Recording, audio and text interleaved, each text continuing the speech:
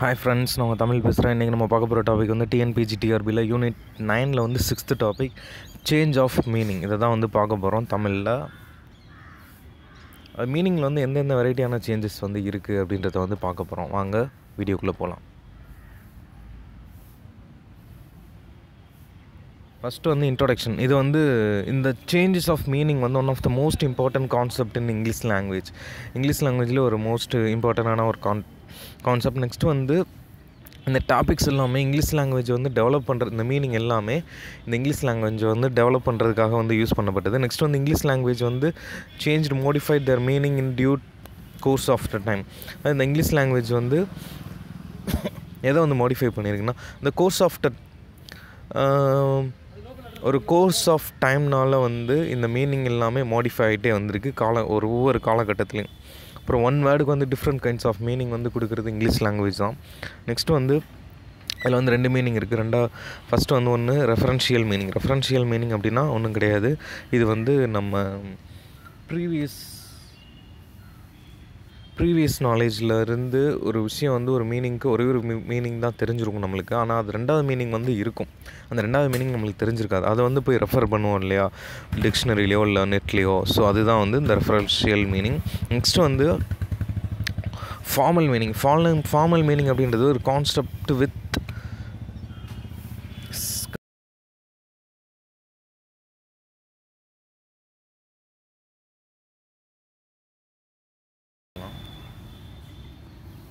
பாலிசமி அப்படின்னா ஒன்றும் இல்லை, மல்டிபிள் மீனிங் கொடுக்குறது தான் பாலிசமி. ஃபார் எக்ஸாம்பிள், பார்க்குக்கு வந்து பார்க் பண்ணுற இடம், பிளேஸையும் குறிக்கும்.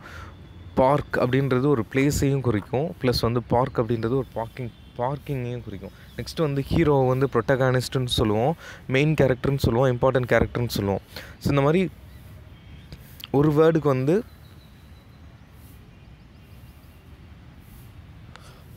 நிறைய மீனிங் கொடுக்குறது தான்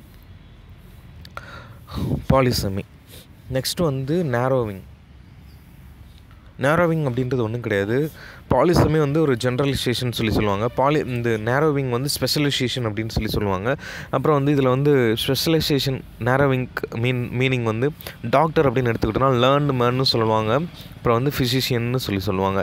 அதுக்கப்புறம் வந்து ஸ்டார், அதாவது ஹங்கர் டு டைலேருந்து ஹங்கர் வந்துச்சு, அப்புறம் ஹங்கர்லேருந்து ஸ்டார் அப்படின்னு சொல்லிட்டு இப்போ வந்து மீனிங் வந்து சேஞ்ச் ஆகிருக்கு.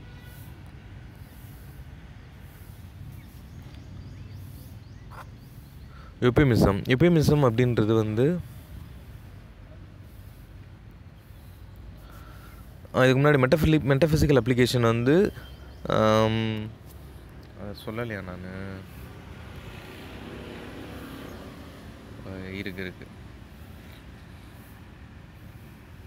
எபிமிசம் அப்படின்றது வந்து ஒரு இன்டைரக்ட் சப்டைட்டில் அண்ட் வேர்ட், அன்பிளசண்ட்டான ஒரு மீனிங் வந்து அதுக்கு வந்து இருக்கும்போது அது வந்து இன்டைரக்டாக வந்து சப்டைட்டிலில் வந்து அந்த வேர்டுக்கு வந்து மீனிங் தரும். ஃபார் எக்ஸாம்பிள், ஓகே, இது வந்து ஒரு அன்பிளசண்ட்டான அந்த வார்த்தையை சொல்லும் போதே நம்மளுக்கு வந்து அன்பிளசண்ட்டாக ஃபீல் ஆகும். ஸோ அதை வந்து மாற்றுறதுக்காக தான் வந்து சொல்லியிருக்காங்க. பாத்ரூம் அப்படின்னு சொன்னாலும், டாய்லெட் சொன்னாலும் ஒரு மாதிரி அன்ஈஸியாக இருக்குல்ல. இவன் நம்ம வந்து ரெஸ்ட் ரூம் சொல்லும்போது கொஞ்சம் ஸ்டைலிஷாக இருக்குது. ஸ்டைலிஷ் அப்படின்றத விட ஒரு அன்பிளசண்ட்டாக இல்லாமல் ஒரு ப்ளசண்ட்டாக இருக்குல்ல ரெஸ்ட் ரூம் சொல்லும்போது, அதை தான் யுபிமிசம். நெக்ஸ்ட்டு வந்து இப்போ டெத் அப்படின்றதுக்கும் பாஸ்ட் அவே அப்படின்றதுக்கும் டிஃப்ரெண்ட் இருக்குது. டெத் அப்படின்னா அது ஒரு மாதிரி இருக்குது, இதை பாஸ்ட் அவே அப்படின்ற போது கொஞ்சம் ஸ்டைலாக இருக்குல்ல. ஸோ அதுதான் இங்கே வந்து எபிமிசம் அப்படின்றது கொஞ்சம் அன்பிளசண்ட்டான மீனிங் இல்லாமல் ப்ளசண்ட்டாக கொடுக்குறது தான். நெக்ஸ்ட்டு வந்து மெட்டஃபோரிக்கல் அப்ளிகேஷன் வந்து ஃபுட் ஆஃப்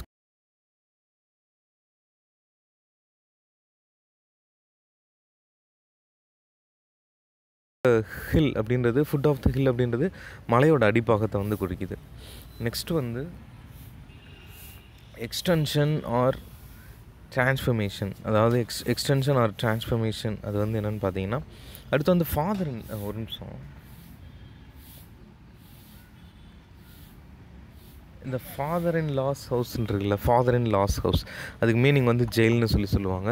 நம்ம வந்து ஜெயில் அல்ல ப்ரீசன் சொன்னால் கொஞ்சம் அன்பிளசண்ட்டாக இருக்குது. இதே வந்து ஃபாதர்ஸ் இன் லாஸ் ஹவுஸ் அப்படின்னு சொல்லும்போது, இப்போ மாமியார் வீடு அப்படின்னு சொல்லுவோம்னா நம்ம தமிழில் போலீஸ் ஸ்டேஷனு, அந்த மாதிரி அங்கே வந்து ஃபாரினில் வந்து இங்கிலீஷ் லாங்குவேஜில் ஃபாதர் இன் லாஸ் ஹவுஸ் அப்படின்னு சொல்லுவாங்க. ஸோ அது வந்து ஜெயில் அப்படின்னு அர்த்தம். நெக்ஸ்ட் வந்து எக்ஸ்டென்ஷன் ஆர் ட்ரான்ஸ்ஃபர்மேஷன். இதில் வந்து என்ன மாதிரியான மீனிங் வந்து சேஞ்ச் ஆகிருக்குன்னு பார்த்தீங்கன்னா, இங்கிலீஷ் லாங்குவேஜில் வந்து காம்போ ரெண்டும் கலந்து ஜென்ரலைசேஷனும் ஸ்பெஷலைசேஷனும் கலந்தது தான் எக்ஸ்டென்ஷன் ஆர் ட்ரான்ஸ்ஃபர்மேஷன். இதான் ஒரு காம்போன்னு சொல்லுவாங்க. இது வந்து இதோட இது வந்து பார்த்துட்டிங்கன்னா வயர். எக்ஸாம்பிள் வந்து வயர் வந்து மெட்டாலிக் ஃபிலாமெண்ட் அப்படின்னு சொல்லலாம். நெக்ஸ்ட் வந்து டெலகிராம் அப்படின்னு சொல்லி ஒரு மீனிங் இருக்குது. அப்புறம் வந்து டு கிவ் ரிங், இதில் 2 மீனிங் இருக்குது. ஃபோன், டு கிவ் ரிங்ன்றது ஃபோன் வந்து ஃபோன் ரிங்கும் கொடுக்குறது, ப்ளஸ் வந்து ஒரு ரிங்கை வந்து கொடுக்குறது. டு ட்ராப் அ லைன் அப்படின்றது வந்து ஒரு லைனை வந்து ட்ராப் பண்ணுறது, ப்ளஸ் வந்து ஒரு லைனை வந்து போடுறது. 2 மீனிங் கொடுத்துருக்காங்க. நெக்ஸ்ட்டு வந்து அசோசியேஷன்ஸ் ஆஃப் ஐடியாஸ். இது வந்து ஷிஃப்ட் ஒரிஜினல் டு அனதர், ஒரு ஒரிஜினல் மீனிங்லேருந்து அனதர் மீனிங்க்கு வந்து போகும். இதுக்கு வந்து எக்ஸாம்பிள் வந்து பார்த்துட்டிங்கன்னா, வில்லனை வந்து வல்காரிட்டியும் காமிக்கலாம், டெவிலாகவும் காமிக்கலாம். ஸோ இது 2மே வந்து வில்லன் அப்படின்ற ஒரு வேர்டுக்கு வந்து பொருந்தும் இல்லையா. டெவில்னால்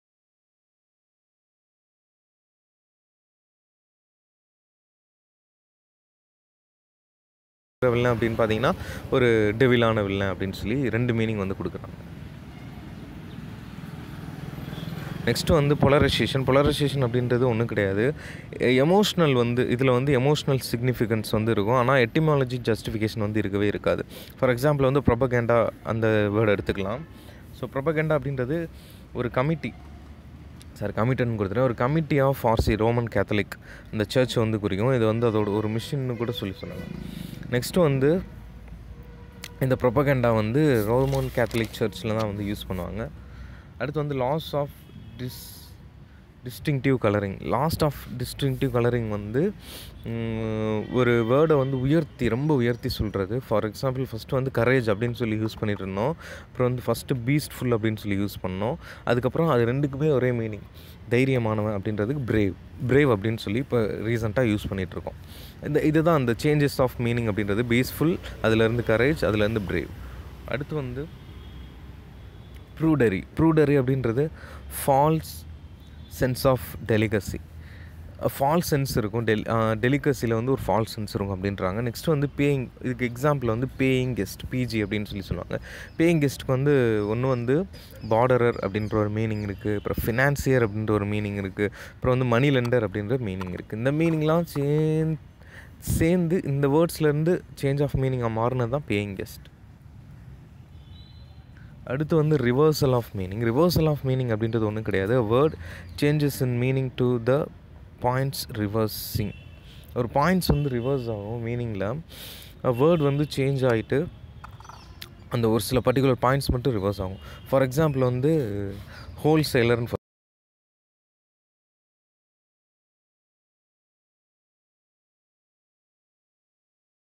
க்ராசர் அப்படின்னு சொல்லிட்டு மாறி இருக்குது. தான் ரிவர்சல் மீனிங் அப்படின்னு சொல்லி சொல்கிறாங்க. நெக்ஸ்ட் வந்து பாப்புலர் மிஸ்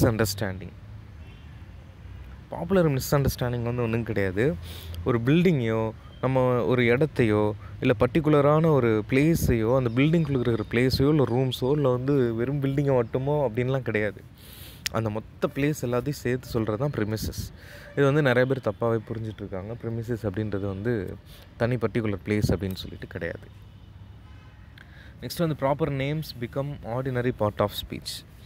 இதில் வந்து என்ன சொல்கிறாங்கன்னா, ஃபார் எக்ஸாம்பிள் வந்து பெத்தலஹேம் அப்படின்னு சொல்லிட்டு கிறிஸ்டியானிட்டியில் ஒன்று இருக்குது. அது வந்து என்னென்னா ஒரு லுனட்டிக் அசைலம். இது எங்கே இருக்குன்னா லண்டனில் இருக்குது. ஜெயின் பீப்புள் நிறைய பேர் இருப்பாங்க. இது உருவாக்குனது யாருன்னு பார்த்தீங்கன்னா மேரி பெத்தலம். அதனால தான் பெத்தலஹேம் அப்படின்னு சொல்லிட்டு பேர் இருந்துச்சு. ஆனால் அந்த பெத்தலஹேம் அப்படின்றது இப்போ எப்படி மாறி இருக்குது அப்படின்னா பெத்லம் அப்படின்னு சொல்லிட்டு மாறி இருக்குது. இதுதான் இந்த சேஞ்ச் ஆஃப் மீனிங். எதுலனா proper name become ordinary parts of ஸ்பீச்சில். ஓகே, இந்த வீடியோ உங்களுக்கு பிடிச்சிருந்துச்சுன்னா லைக் பண்ணுங்கள், ஷேர் பண்ணுங்கள், கமெண்ட் பண்ணுங்கள், மறக்காமல் சப்ஸ்கிரைப் பண்ணிவிடுங்க. தேங்க்யூ.